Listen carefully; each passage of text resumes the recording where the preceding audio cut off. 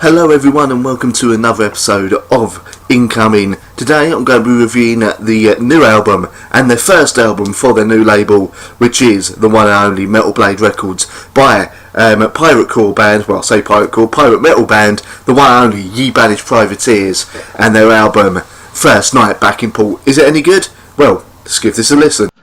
First Night Back in Port is the new album from Ye Banished Privateers and their first album for their new label, Napalm Records, and this is something different from the rest of the pirate metal crowd, as it were. If you're expecting another kind of really rousing songs about plunder and kind of drinking a la Alestorm or Running Wild, then you got to be disappointed. This is an album that has no electric guitar, no bass. This is very, very much a purely folk instrumental type album. Not instrumental, but folk instruments album.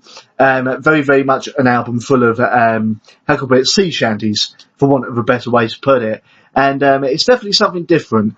The only thing I would say that is mainly wrong with this album is it's over an hour long, and to be honest with you, it does outstay its welcome. If they cut a few songs off, maybe made it about around 45 minutes, it probably would be a little bit tighter, a little bit better. But unfortunately, around the middle point, it starts getting a little bit samey, a little bit kind of dreary and boring. But I persevered. I listened to the whole album, and I'm glad I did, because the last track, Mermaid's Kiss, which has a kind of duet between the male vocalist and the female vocalist, is a really, really nice little sort of ballady type song.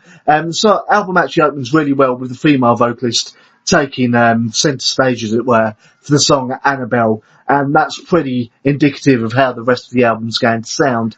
There's a fair few really fun songs on here, along with some quite catchy songs as well. Once you hear the song Cooper's Rum, trust me, you're not going to get that bleeding chorus out of your head. Really good song. But I have a feeling this is a song, a band that probably sound better live after you've had a few drinks, more than on record, as it were.